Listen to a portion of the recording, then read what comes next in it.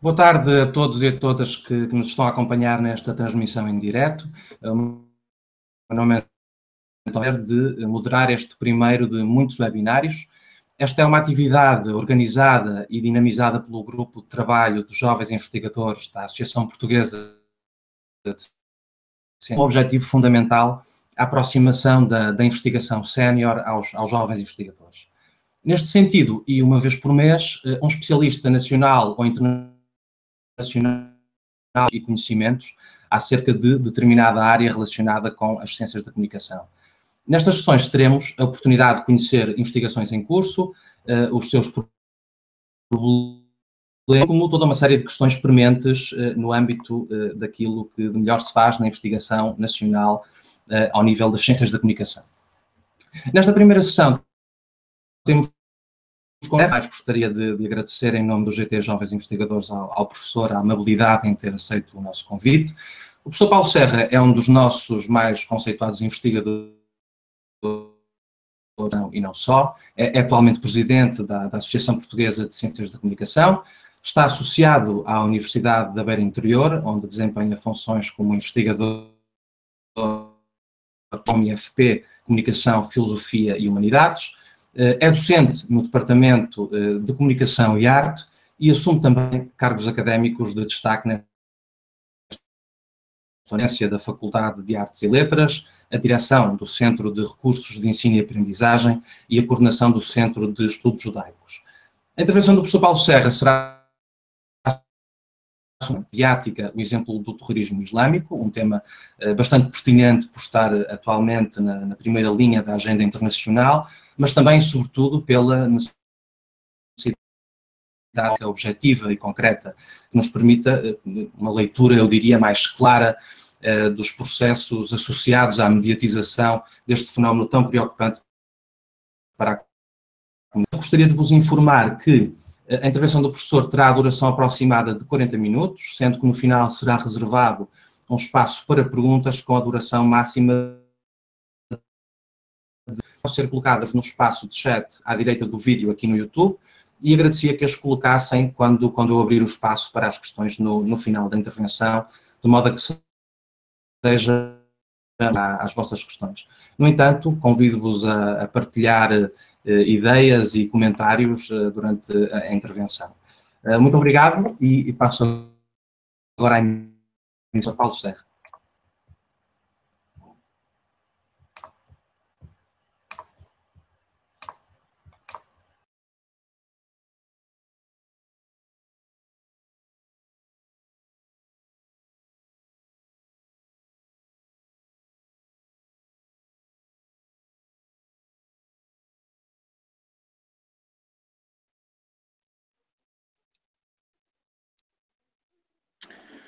Ok, muito obrigado. Espero que estejam a receber a minha imagem e o meu som nas condições ideais. Geralmente, aqueles que estudam os média são aqueles que têm mais dificuldade na aplicação prática, na utilização dos média. Espero que não seja este o caso. Como referiu o António, cabe-me iniciar estes webinários e queria, em primeiro lugar, saudar a iniciativa do GT de Jovens Investigadores da SOBCOM. Na minha qualidade de atual presidente da nossa associação, tinha praticamente a obrigação moral de corresponder ao desafio e foi isso que fiz. Uma dificuldade que se me colocou foi escolher um tema que, por um lado, fosse interessante do ponto de vista científico, mas que também fosse suficientemente apelativo do ponto de vista daquilo que é a nossa atualidade. Lembro-me sempre de uma famosa frase do Hegel, não é? Desculpem o meu latim, hic Rhodus, hic saltus, quer dizer, aqui é Rhodes, aqui é que saltas, para dizer que uma parte importante da nossa reflexão terá que incidir sobre a chamada atualidade, ainda que a atualidade possa não ser necessariamente o momento presente. E penso que, justamente, neste momento a atualidade é o terrorismo. Todos nós temos visto imagens e ouvido reportagens sobre este fenómeno terrível. Por outro lado, tinha acabado de escrever um texto sobre a questão da visibilidade mediática, e justamente foi de uma forma relativamente fácil que relacionei as duas temáticas, e por isso o tema deste meu primeiro webinário será a visibilidade mediática, o exemplo do terrorismo. Isto para dizer que, no fundo, eu não vou falar propriamente do terrorismo enquanto fenómeno político, militar, etc., mas sobretudo como fenómeno comunicacional, que é isso que é suposto fazer alguém que estuda a comunicação.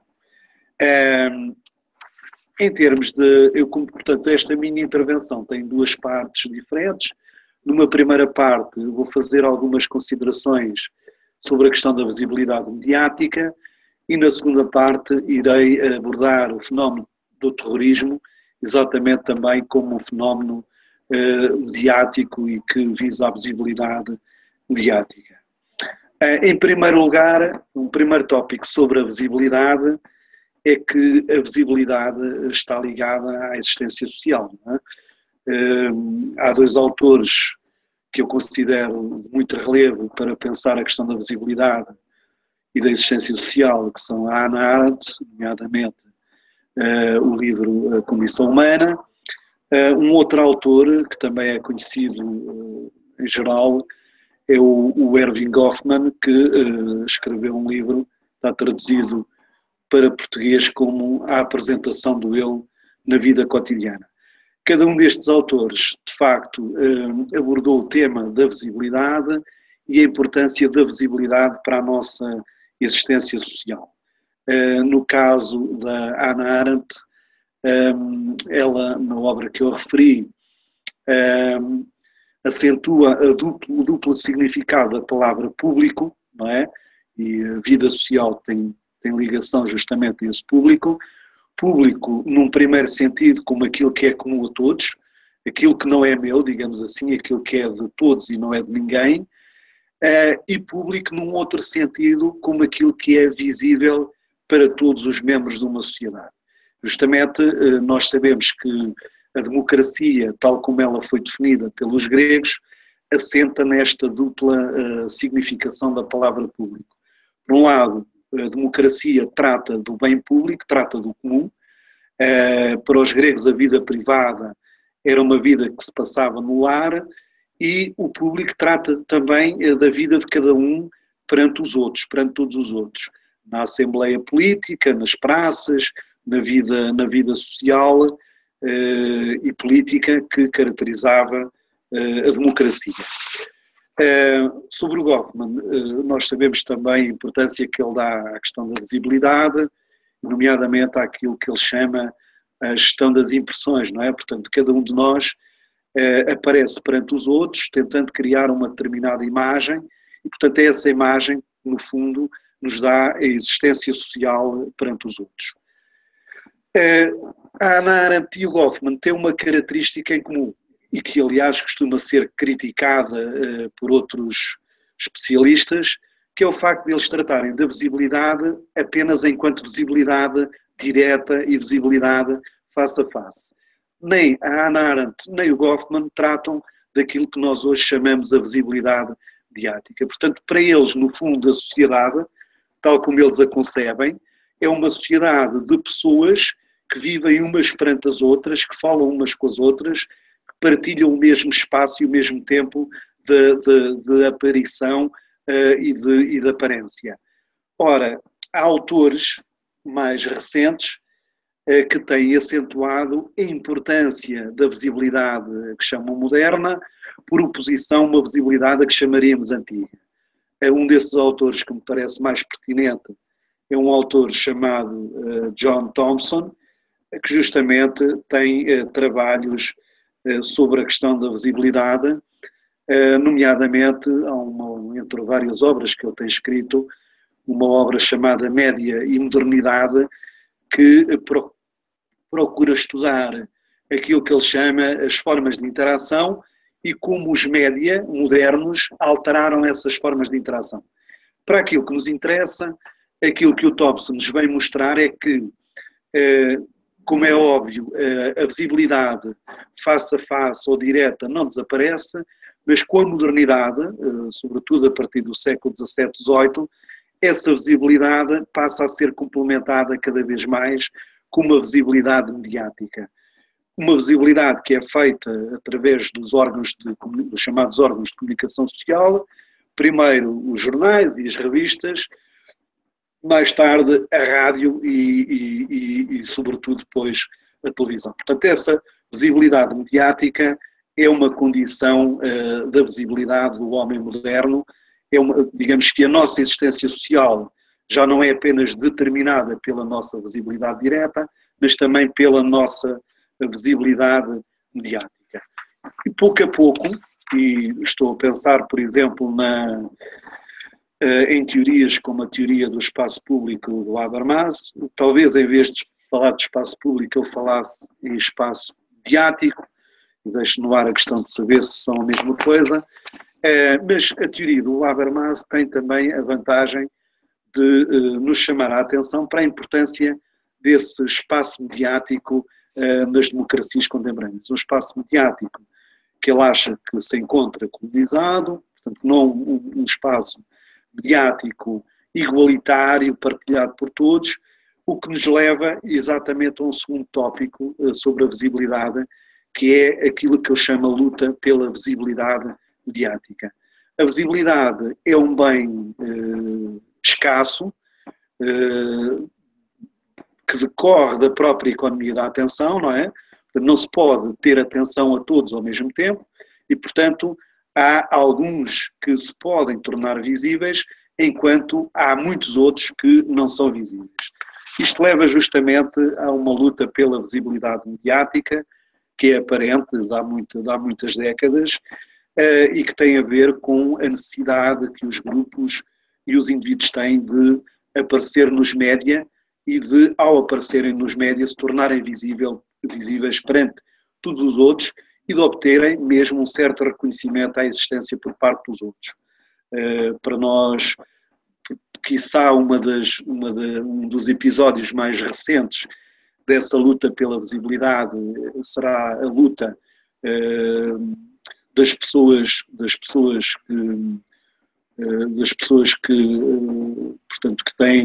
que amam pessoas do mesmo sexo, não é? Os chamados homossexuais e lésbicas, e que durante muitas décadas foram submetidos a um autêntico silenciamento e que foram reivindicando visibilidade no espaço mediático, uma visibilidade que nós hoje já encontramos relativamente presente.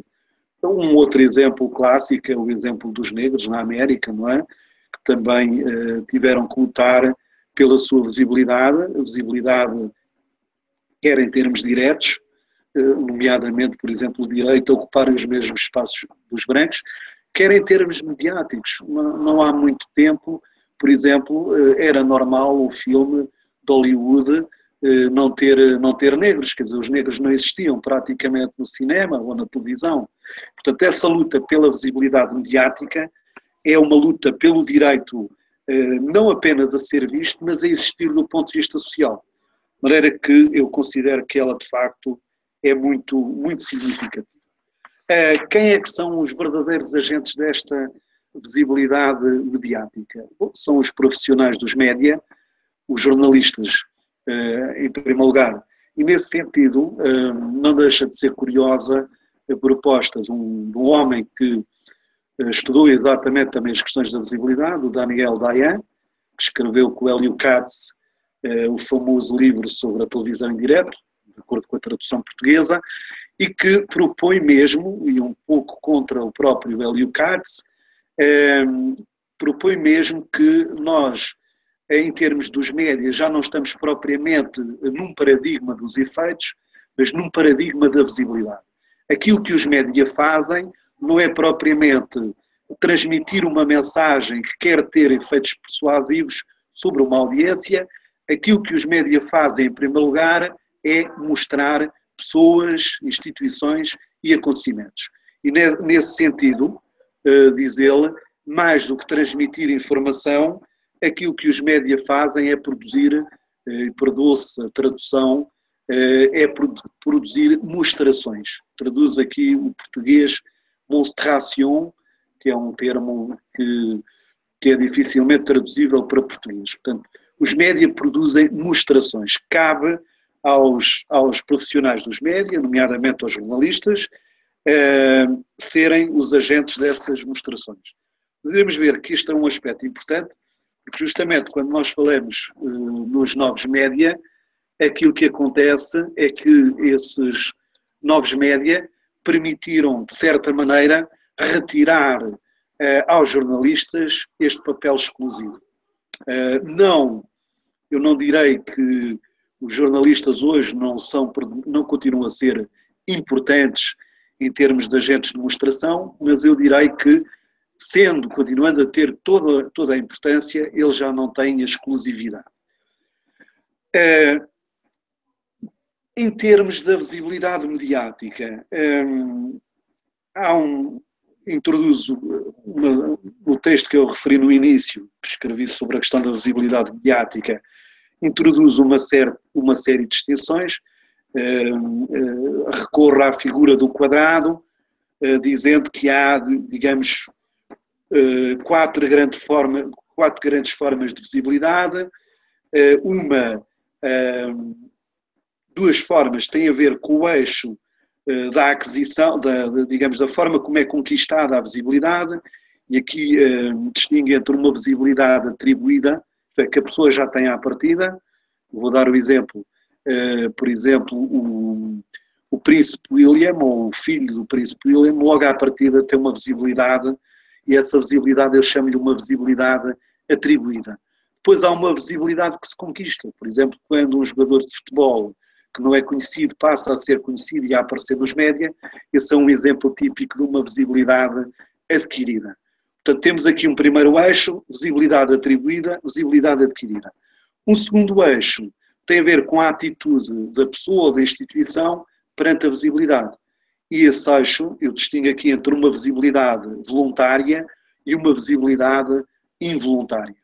Recorrendo mais uma vez ao príncipe William e à Kate, um dos exemplos recentes é que ele passou há umas semanas, passou umas férias na neve, ele, a Kate e os dois filhos, portanto um filho e uma filha, e aquilo que ele fez foi colocar uma série de fotografias nas redes sociais. O que é que isto permitiu? Isto permitiu exatamente cortar, digamos, as intenções de eventuais paparazzi. Portanto, este é um exemplo de uma visibilidade que é voluntária. O príncipe William voluntariamente torna-se visível. Portanto, temos aqui um exemplo, conjugando os dois eixos que eu referi, atribuída, adquirida, voluntária e involuntária. Temos aqui, digamos, no caso do William e da Kate, um exemplo de uma visibilidade que é simultaneamente atribuída, porque ela decorre do nascimento do William, digamos, a grande qualidade do William é ser filho da rainha de Inglaterra, portanto, ser o príncipe herdeiro, ou um dos príncipes herdeiros, e voluntária, porque ele voluntariamente torna-se visível para evitar os paparazzi. Nós vamos ver que esta classificação das formas de visibilidade será importante quando se fala do terrorismo, porque aquilo que eu vou referir mais adiante é que justamente o terrorismo é, entre outras coisas, uma forma de aquisição de visibilidade. Portanto, aquilo que caracteriza o terrorismo, de acordo com as categorias que eu acabei de expor, é que o terrorismo caracteriza-se por uma visibilidade atribuída e voluntária. Mas não apenas, porque enquanto a visibilidade atribuída, aquele que é portador dela não precisa de fazer nada, em relação à visibilidade adquirida, aquele que a quer adquirir tem que desenvolver determinadas atividades. Classifico aqui essas atividades em atividades normais ou disruptivas. As normais são aquelas que estarão de acordo com as leis, com as normas, sejam normas morais, normas técnicas, etc. E as disruptivas são aquelas que vão contra a lei. Caracterizam-se exatamente por o seu protagonista infringir, por vezes de forma violenta, a lei.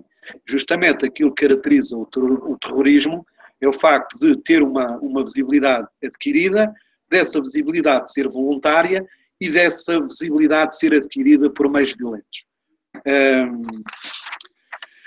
Em termos de temas da visibilidade, há um outro, que é uma outra categorização que me interessa.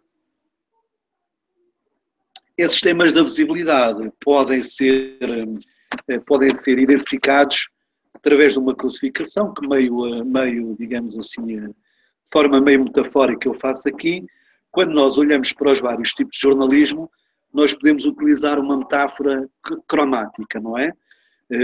Essa metáfora não é inventada por mim, por exemplo, é conhecida há muito a expressão, aliás, praticamente desde meados do século XIX, a expressão yellow journalism, portanto, jornalismo amarelo, e que os nossos colegas brasileiros e jornalistas brasileiros batizaram de jornalismo marrom, não é?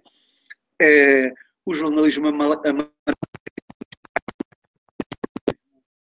sensacionalista, que tem por objeto o escândalo, o caso escabroso, etc. Bom, eu, para além dessas cores, incluo aqui muitas outras. Falo aqui de um jornalismo branco, do jornalismo rosa, do jornalismo vermelho, do cinzento e do negro. Como a minha intervenção é necessariamente breve, eu direi apenas que, para lá deste jornalismo amarelo, hoje é proeminente na nossa paisagem mediática aquilo que eu chamaria um jornalismo vermelho. O que é um jornalismo vermelho? Provavelmente a melhor expressão que eu conheço para caracterizar esse jornalismo vermelho é uma expressão utilizada por um investigador brasileiro para dar título a um livro seu, e é a expressão espreme que sai sangue. Portanto, o jornalismo vermelho não é apenas o jornalismo sensacionalista, porque dentro do sensacionalismo nós podemos ter várias vias para obter esse sensacionalismo. O jornalismo vermelho é um sensacionalismo ligado ao sangue, não é? Ligado à exploração da morte, da ferida, da deformação, portanto, tudo aquilo que provoca dor e que provoca, de facto, sentimentos de repulsa, de horror. Também isto tem a ver diretamente com o terrorismo. Porquê? Porque, justamente, uma visibilidade adquirida, uma visibilidade voluntária, uma visibilidade conquistada por meios violentos e uma visibilidade que é retratada pelos média, sobretudo em termos de sangue. Eu retomo este tema mais à frente. Portanto, quando nós olhamos para a forma como os média noticiam o jornalismo, nós iremos ver que o paradigma é exatamente esta metáfora do vermelho, não é? É um jornalismo muito ligado ao vermelho.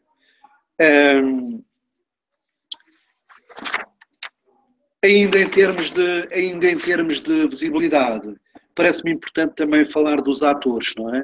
Aqui também eu, de forma mais ou menos metafórica, distingo aqui várias categorias, utilizo aqui uma metáfora astronómica, em vez da metáfora cromática, e falo, por exemplo, em estrelas, não é? O que é que são estrelas? As estrelas são aquelas pessoas que, sempre que aparecem, têm a presença dos médias, não é? Por exemplo, para retomar o exemplo, o William e a Kate são estrelas, portanto, são estrelas mediáticas que têm à sua volta depois pessoas que têm menos visibilidade mediática.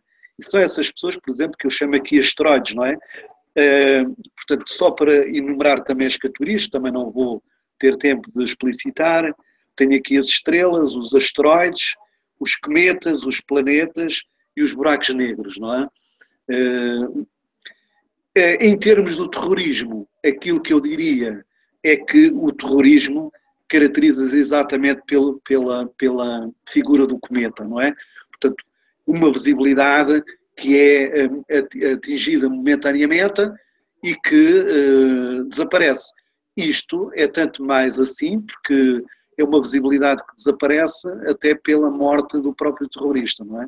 Nós sabemos hoje em dia, uma das estratégias utilizadas pelo terrorismo é, portanto, o suicídio, a autoexplosão e, portanto, são cometas.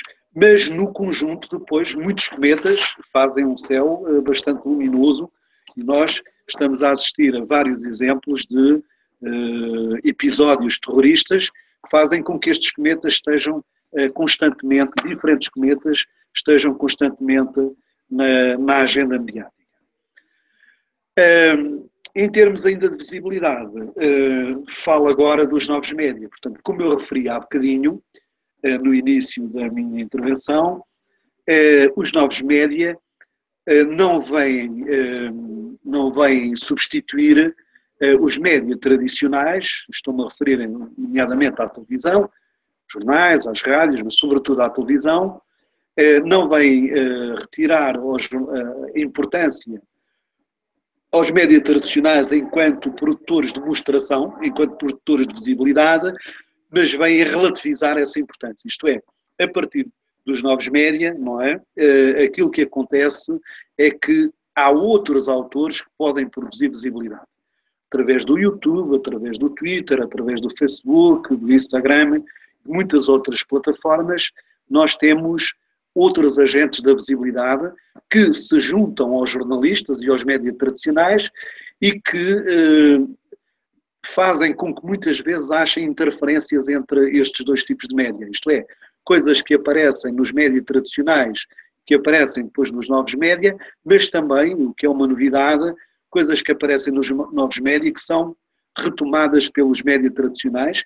Eu diria que este segundo movimento tem tendência a crescer. Bom, e chegamos neste momento então ao terrorismo islâmico.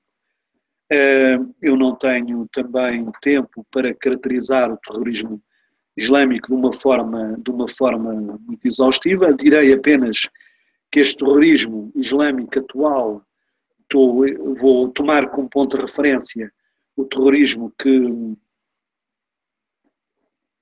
se inicia sobretudo a partir de 2001, portanto do 11 de setembro de 2001, mas sobretudo aquele terrorismo que nós vimos posto em prática nos atentados de Londres de 2005 e mais recentemente também em França e na Bélgica.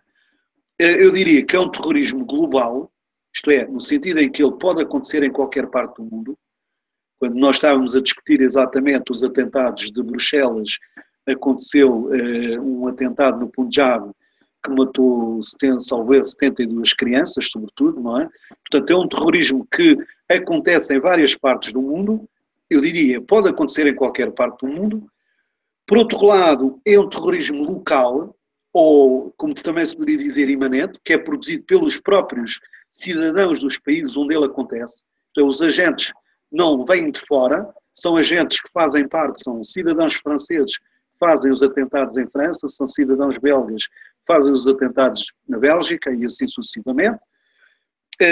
Por outro lado, é um terrorismo reticular, é um terrorismo que assenta naquilo que é verdadeiramente característico daquilo que o Castells chamou a galáxia internet, que é a sociedade em rede, o facto de nós termos núcleos e desses núcleos estarem sobretudo ligados depois a um ponto central, mas terem uma certa autonomia entre si.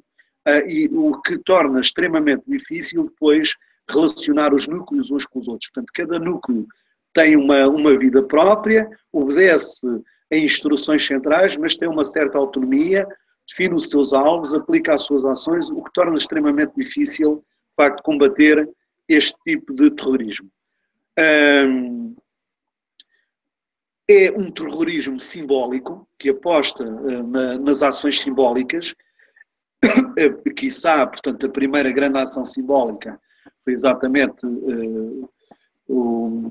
a implosão das Twin Towers, não é? Das Torres Gêmeas em Nova Iorque.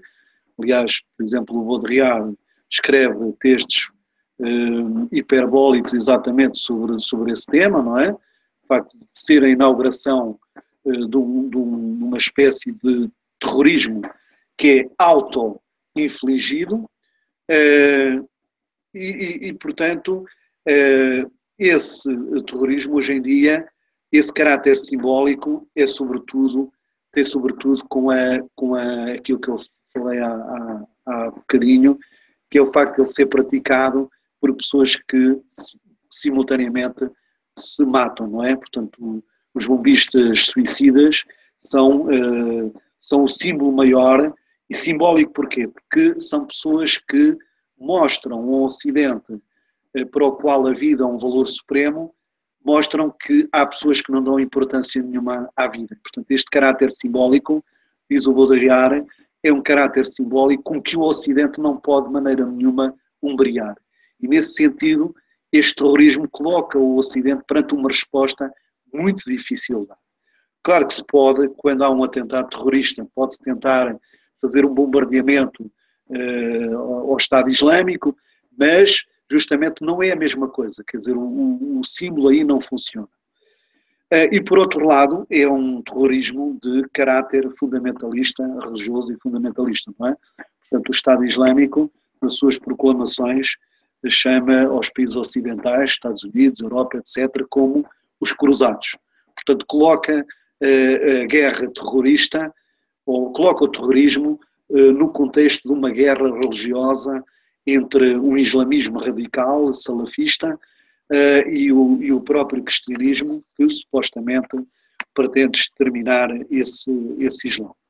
Bom, e chegamos aqui à questão dos médias, não é? Portanto, há proclamações, quer do Conselho da Europa, quer de outros autores, que referem que o terrorismo moderno é um terrorismo mediático, não é? Portanto, eu diria que o terrorismo, a ação terrorista é uma ação física, mas ela é no essencial uma ação comunicativa. Isto é, diríamos que a ação terrorista tem dois níveis. Um nível primário, ela visa produzir efeitos físicos, derrubar uma torre, explodir um aeroporto, matar um conjunto de pessoas, mas a um segundo nível, e eu diria que se calhar a um nível ainda mais importante, o terrorismo visa a mediatização desse tipo de ação física e dos seus efeitos. Isto é afirmado claramente por uma resolução, por um relatório do Conselho da Europa já de 2005, esta ideia de que o terrorismo,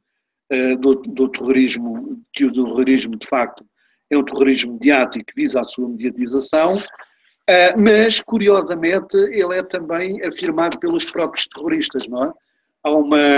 Há uma observação de um conhecido terrorista, do Ayman al-Zawahiri, que na altura estava ligado à Al-Qaeda, que escreve uma carta em 2005 ao al-Zarqawi, que é outro responsável, na altura era o chefe da Al-Qaeda no Iraque, e em que dizia, eu vou traduzir para português, nós estamos numa batalha e mais do que metade desta batalha tem lugar no campo de batalha dos média. Portanto, significa que os próprios terroristas islâmicos são muito claros em relação a essa batalha mediática que eles travam nos média.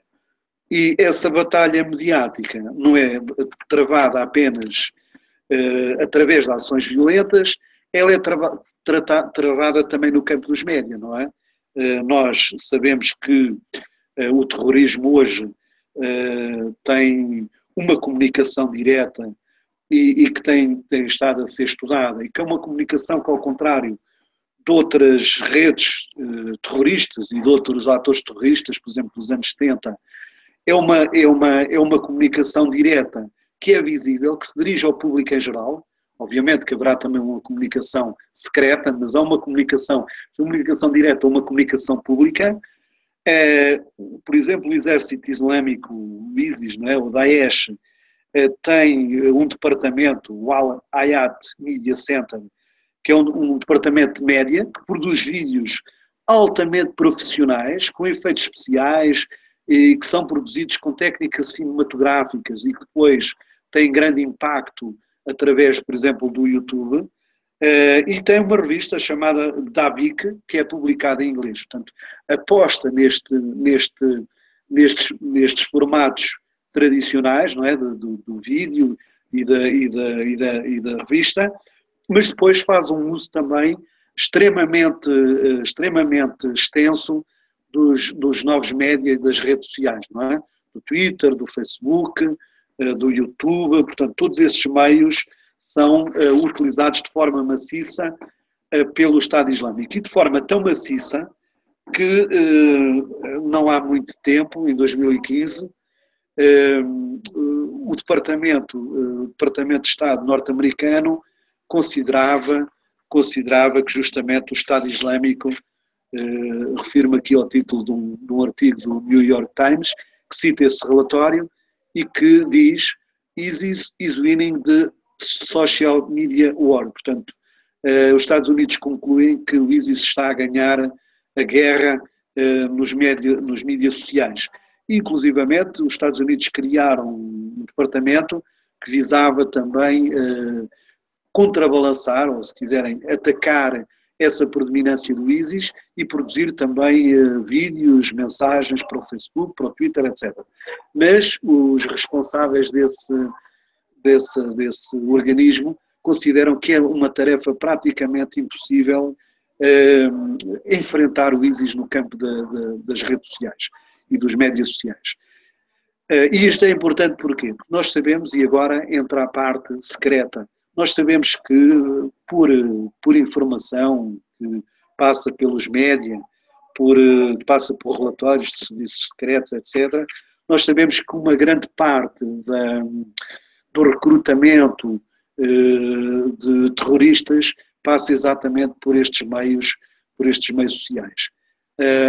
Para além, obviamente, também de haver fenómenos de angariação de fundos, promoção da própria imagem do Estado Islâmico, que apresenta o Estado Islâmico como uma espécie de paraíso aos jovens ocidentais. Para além desta comunicação direta, que é protagonizada pelo próprio terrorismo, há depois a comunicação indireta. E esta comunicação indireta é justamente a comunicação que o ISIS obtém indiretamente através da mediatização das suas ações, seja as ações militares, mas sobretudo as ações terroristas. Portanto, esta comunicação indireta é uma comunicação que é feita indiretamente pelo ISIS através dos média mainstream, dos média tradicionais, das televisões, dos jornais, das rádios do Ocidente, que são confrontados em relação a isso com uma verdadeira, aquilo que eu diria, uma verdadeira situação de double bind, não é? Porque seria fácil nós dizermos aos média, ok, houve um atentado em Bruxelas, vocês não transmitem, porque isso é estar a dar a voz e estar a conferir visibilidade ao terrorismo. Obviamente isto seria completamente impossível, até porque a liberdade de informação é crucial numa democracia e não está provado, eu acho que pelo contrário, que não haver informação sobre o terrorismo fosse mais útil do que haver informação. E portanto, na realidade os média têm que transmitir, porque são acontecimentos tão importantes como uma catástrofe, por exemplo, não é? Proibir os média ou querer dizer aos média não transmitam aquilo que aconteceu em Bruxelas seria tão espatafúrdio, passa a expressão, como propor que não transmitissem o que aconteceu em Chernobyl, por exemplo. Portanto, os média têm que passar. Agora, obviamente, também, e estou-me a aproximar do final da minha exposição, nós temos que pensar na forma como é que os média ocidentais passam essa informação sobre o terrorismo. Está fora de causa, portanto, não passar, mas teremos que nos interrogar se a forma como a generalidade dos média, e em particular a televisão, dão notícias sobre o terrorismo será a mais indicada para não fazer o jogo do próprio terrorismo, isto é, para não conferir ao terrorismo uma visibilidade que eles não deveriam ter. Estou-me a referir concretamente aos seguintes aspectos. Primeiro aspecto, aquilo a que se chama a espetacularização do terror. Não é? Nós observamos que aquilo que caracteriza os média é transformarem, para citar mais uma vez o Baudrillard, que diz que o espetáculo do terrorismo impõe o terrorismo do espetáculo. Portanto, a forma como os média transmitem em tempo real, procurando mostrar todos os pormenores, procurando dar a ver uma certa dramatização que tem muito a ver com, digamos, com aquilo que se passa no próprio teatro, sobretudo nas tragédias, não é? Portanto, aparece o terror como um espetáculo que alimenta o próprio voyeurismo do espectador, aquilo que o Santo Agostinho chamava a concupiscência do olhar, não é? Que dá a ver todos esses pormenores. O que tem a ver com um outro aspecto que eu já referi há bocado, que é o sensacionalismo, não é? Muita da cobertura entra dentro do chamado jornalismo vermelho, do espreme que sai sangue, não é? Como eu referi. A transmissão das imagens dos mortos, dos feridos, dos estropiados, da destruição. Nós vemos, por exemplo, ainda agora em relação à Bélgica, uma imagem que correu o mundo, foi uma imagem de duas mulheres, uma delas numa situação bastante traumática, não é? E que tem a ver inclusivamente com uma outra, que nos deve fazer questionar sobre um outro aspecto, que é o próprio desrespeito pela imagem, pelo direito à imagem dos envolvidos. Quer dizer, as vítimas são muitas vezes objeto de uma visibilidade que elas não pediram e que provavelmente elas não queriam, porque é uma visibilidade que as dá a ver numa situação de fragilidade, debilidade, que não será muito digna para cada uma das vítimas. Obviamente que se pode dizer, mas mostrar esta face negra do terrorismo leva as pessoas a ver como o terrorismo é mau. Bom, mas as pessoas que deveriam ver que o terrorismo é mau são os próprios terroristas e não são esses que propriamente são convencidos por este tipo de transmissões. Um outro aspecto é a sobreinformação, não é? Nós vimos, por exemplo, logo a seguir aos atentados de Bruxelas, que as mesmas imagens, os mesmos filmes, as mesmas peças foram repetidas à exaustão, e sempre com alguma coisa nova, com acrescentamento de um pormenor dispensável, mas a base era sempre a mesma. Portanto, há aqui uma repetição informativa, uma subinformação que não me parece nada ética.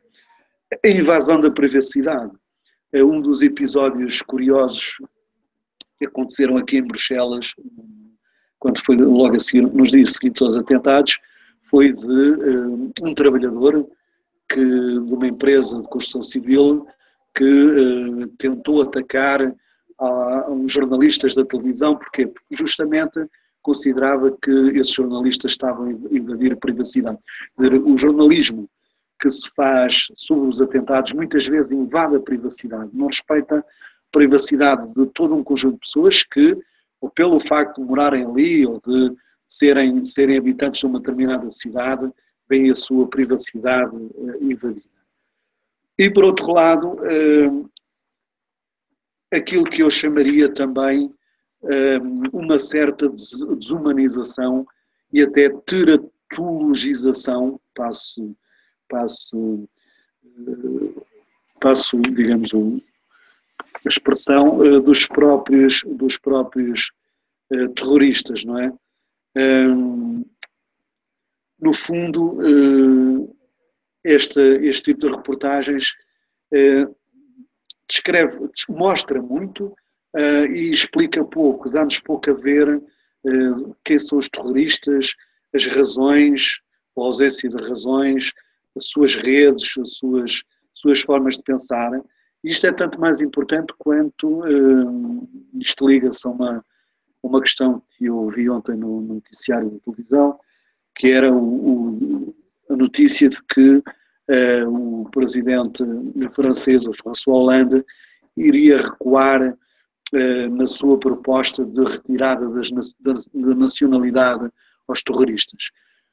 Bom, Retirar a nacionalidade aos terroristas seria dizer este jovem que se fez explodir ou que pegou numa metralhadora para matar muitos dos seus cidadãos, muitos dos seus concidadãos franceses, afinal não é francês. Não parece que essa seja a maneira. Temos é que procurar perceber quais são as razões, quais são as causas e procurar influir depois nas causas que levam estes jovens ao terrorismo. E dizer que eles fazem terrorismo porque são monstruosos pode ser verdadeiro, mas não é uma explicação cabal, não é? Não nos leva muito longe, não nos leva muito longe. Bom, qual é, na minha opinião, o resultado? Há pelo menos 2 resultados deste tipo de... Eu sei que estou a pintar aqui cores negras, portanto, obviamente que esta forma de mediatização do terrorismo não será de todas as televisões e não é certamente de todos os órgãos de comunicação, mas eu diria que, digamos, é uma mediatização que está no limite. Quais é que são os resultados? Um deles, que me parece evidente, é que há uma descredibilização constante dos próprios órgãos públicos, não é? Dos governos, das polícias, a ideia de que, no fundo, nunca fizeram o suficiente, fizeram pouco para evitar os atentados. Quando grande parte destes atentados são como as catástrofes, quer dizer, são imprevisíveis, são muito, se não impossíveis, pelo menos muito difíceis de prever. Isto é, tal como a catástrofe acontece sempre no sítio e na hora que nós não prevíamos, com o atentado terrorista acontece um bocadinho o mesmo, acontece sempre na hora e no local onde não se previa. Como é que os poderes públicos respondem depois a esta descredibilização? Respondem geralmente com medidas securitárias, com restrições à liberdade, não é? Nomeadamente à liberdade de circulação e à liberdade até à restrição de atividades. Significa que, no fundo, ao fazer isso, o terrorismo já tem uma vitória. Para além da vitória da mediatização daqueles aspectos mais negros, há aqui uma segunda vitória, que é a vitória da própria democracia se autolimitar. Um segundo efeito que eu acho que tem este tipo para o qual contribui este tipo de mediatização, é aquilo a que o Alcide chamava em 2007 o discurso do medo, não é? Portanto, os média, que já faziam isso, por exemplo, em relação ao crime, em relação à droga, adotam em relação ao terrorismo um discurso do medo. E, portanto, esse discurso do medo acaba por levar os cidadãos também a restringir a sua própria vida e, mais uma vez, a atribuir aos poderes a responsabilidade por medidas securitárias. E, portanto, basicamente, era isto que eu tinha a dizer.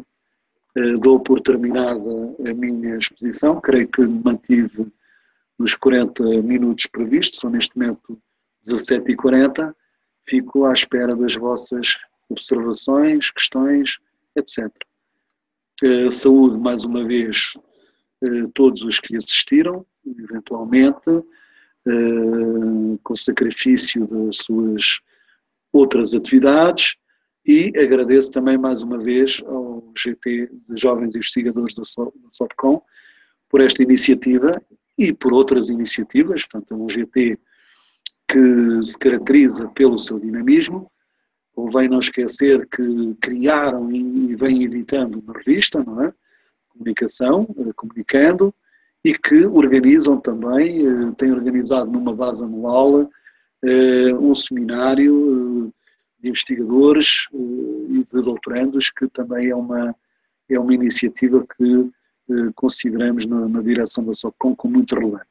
Portanto, desejo que continuem com as vossas iniciativas, com o vosso desejo de desenvolver outras iniciativas e que utilizem, inclusivamente, um pequeno apoio que a direção da SOPCOM pode pôr agora à vossa disposição, como é do vosso conhecimento. Cada GT pode, neste momento, requerer até 300 euros para organizar as suas atividades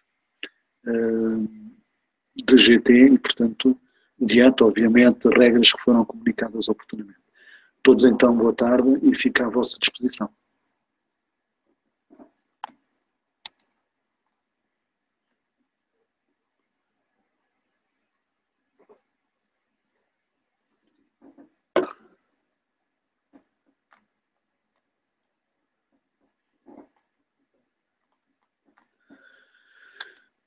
Em relação, já tenho aqui pelo menos uma intervenção da Ana Moreira, que diz bom trabalho. Ana Moreira, muito obrigado, agradeço-lhe. Espero que... A minha ideia também era deixar aqui algumas pistas. Acho que seria uma pista de algum interesse também haver estudos sobre esta questão da mediatização do terrorismo. Eu creio que já vai havendo alguns, mas a literatura aqui a que nós temos acesso é geralmente literatura em língua inglesa, sobretudo de americanos, de ingleses, de israelitas, portanto os israelitas, os investigadores israelitas têm se debruçado muito sobre esta questão do terrorismo, até por necessidade, e também espanhol, não é? Portanto, Espanha teve, como é do conhecimento geral, durante várias décadas, terrorismo basco, não é?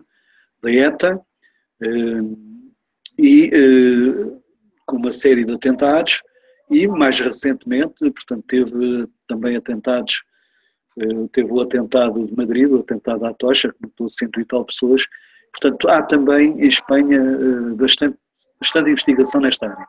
Em Portugal, tanto quanto eu sei, este é um tema que não tem levado investigação. Fica aqui um desafio para os jovens mestrandos e doutorandos poderem eventualmente ter como tema esta questão da mediatização do terrorismo. Uma outra intervenção que está aqui é da Camila Fernandes, que eu saúdo, que pergunta: será possível disponibilizar o texto completo do professor Paulo Serra? Possível é, o problema é que não é um texto, é uma apresentação que é composta por duas partes. Uma primeira parte realmente é o resumo de um texto que irá ser publicado ainda este ano num livro de um colega meu brasileiro, em Salvador da Bahia, e a outra parte é um conjunto de reflexões que eu tenho vindo a fazer nos tempos mais recentes sobre exatamente o terrorismo islâmico, porque até por necessidade, não é? Como eu digo, esta é a nossa atualidade, portanto devemos pensar. Mas de qualquer maneira, em relação ainda à questão da Camila, podemos pensar na hipótese de disponibilizar o primeiro texto e eventualmente eu construir um pequeno texto a partir depois da questão da segunda parte sobre o terrorismo islâmico. Portanto, fica esse desafio para mim próprio e irei tentar fazer isso. Depois, há aqui um outro interveniente, teatro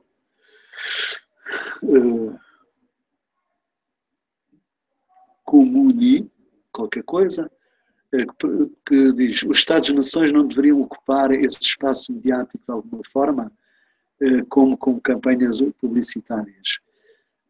Bom, eu acho que o problema, há um autor de quem eu gosto muito, espero que seja conhecido a algum de vós, que morreu recentemente, chamado Ulrich Beck, que, como sabem, escreveu, foi o introdutor,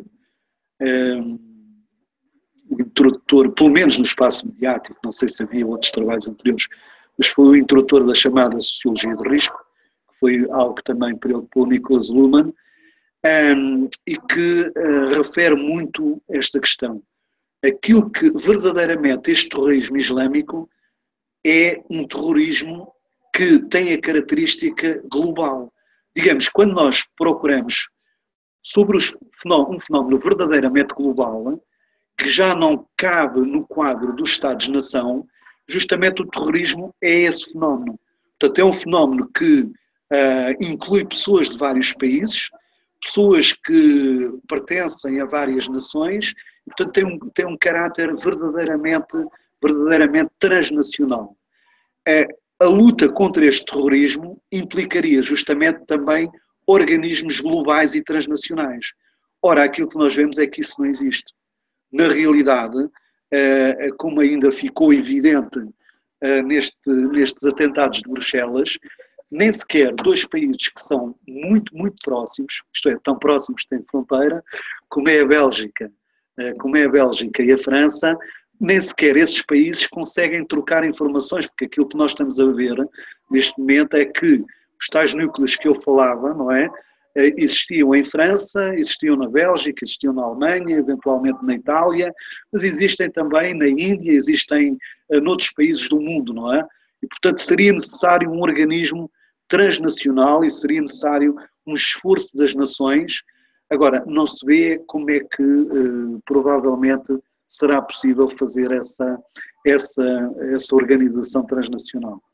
Portanto, não creio que, sendo um fenómeno transnacional, os Estados nacionais tenham capacidade só por si para, com campanhas publicitárias, ocuparem o espaço mediático. Porque o espaço mediático, nomeadamente o espaço das redes sociais e dos médias sociais, tem todos os dias milhares e milhares de mensagens, de vídeos, de textos, etc., que são produzidos pelos simpatizantes, pelos militantes islâmicos de todo o mundo. Portanto, é muito difícil ver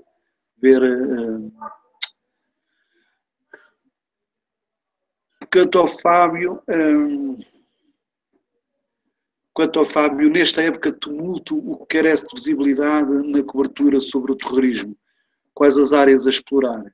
Eu acho que naquilo que eu vos disse, tentei mostrar, por um lado, pode por exemplo, algo que não é explorado,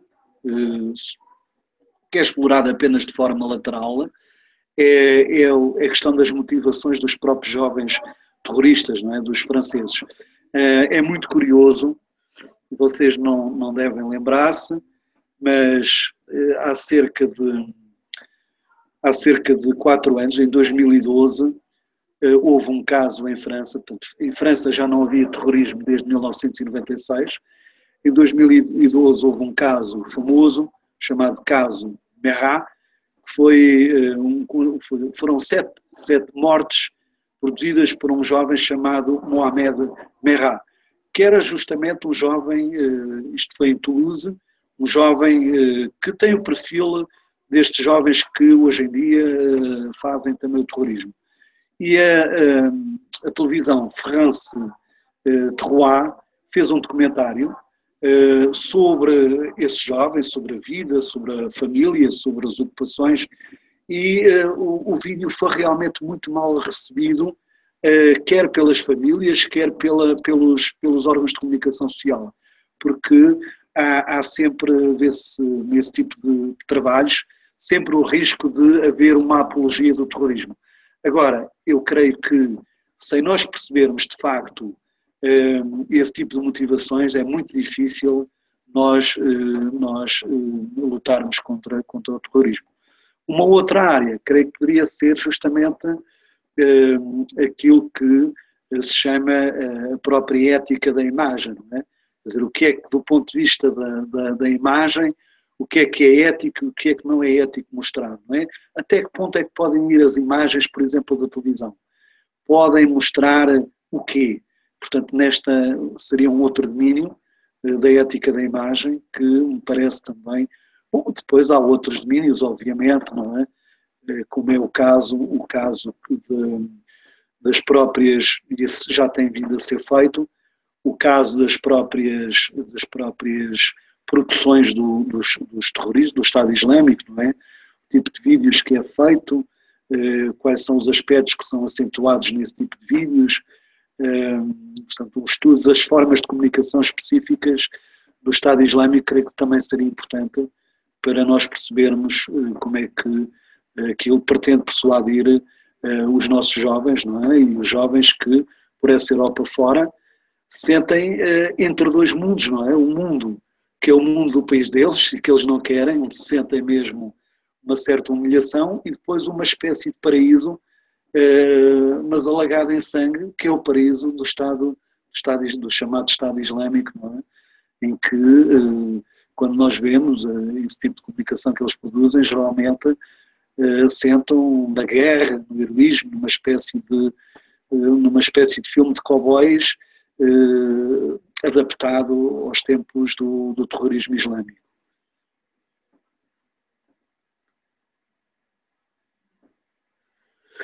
Quanto à Camila, estou perfeitamente de acordo, não é? Digamos, no caso dos novos média, no caso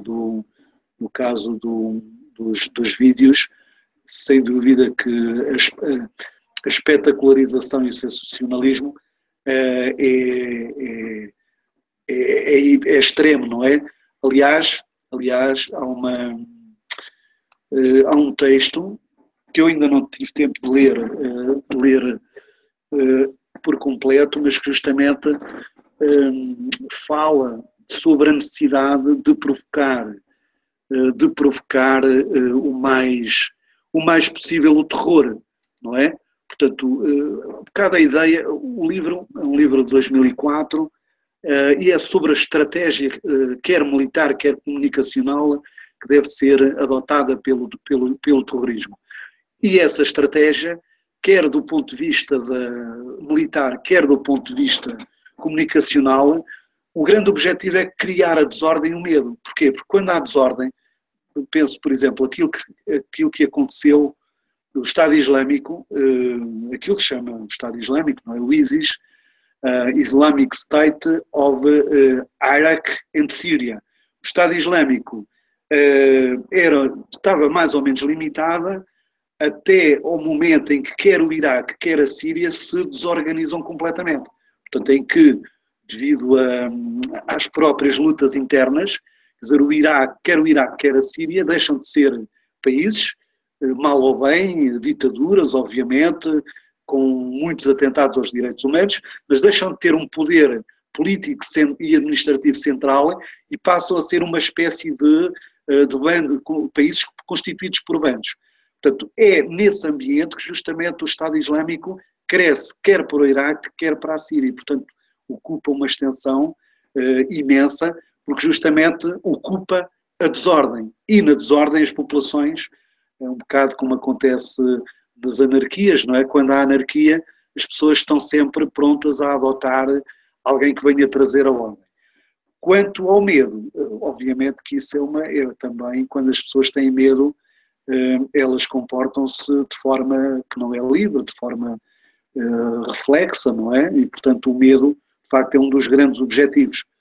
E reparem que a estratégia, em termos dos atentados, a estratégia do Estado Islâmico, nós podemos ver, como o Baudrillard, de facto, que ela tem o seu momento inicial, de facto, no atentado das Torres Gêmeas, mas, digamos, esse é um outro tipo de símbolo.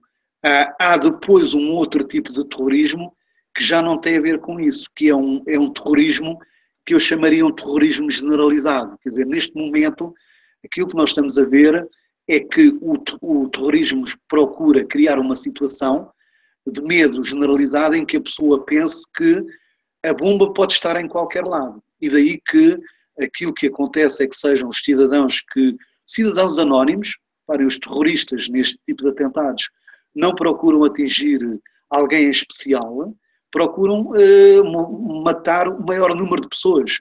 E, se possível, cidadãos comuns, porque isso visa dar a ideia ao cidadão comum que ele não está seguro em nenhum lado. E, portanto, introduzir as tais restrições à liberdade e as tais medidas securitárias. Por outro lado, também soubemos, por exemplo, ontem vinha uma notícia no jornal dizendo que os terroristas belgas teriam também documentos a estudar, que mostravam que eles estavam a estudar a possibilidade de um atentado contra o primeiro-ministro belga. Portanto, nós neste momento temos, digamos, as ações simbólicas do terrorismo ou se dirigem a símbolos do poder mundial, Torres Gêmeas, símbolos do poder belga, símbolos do poder político, ou então dirigem-se ao cidadão em comum para dar a ideia, portanto, no primeiro caso dar a ideia, por mais poderoso que seja, pode sempre ser objeto de um atentado, e no segundo caso, dar a ideia ao cidadão que não está seguro em nenhum lado. Qualquer que seja o lugar e o tempo, ele pode ser sempre uma vítima.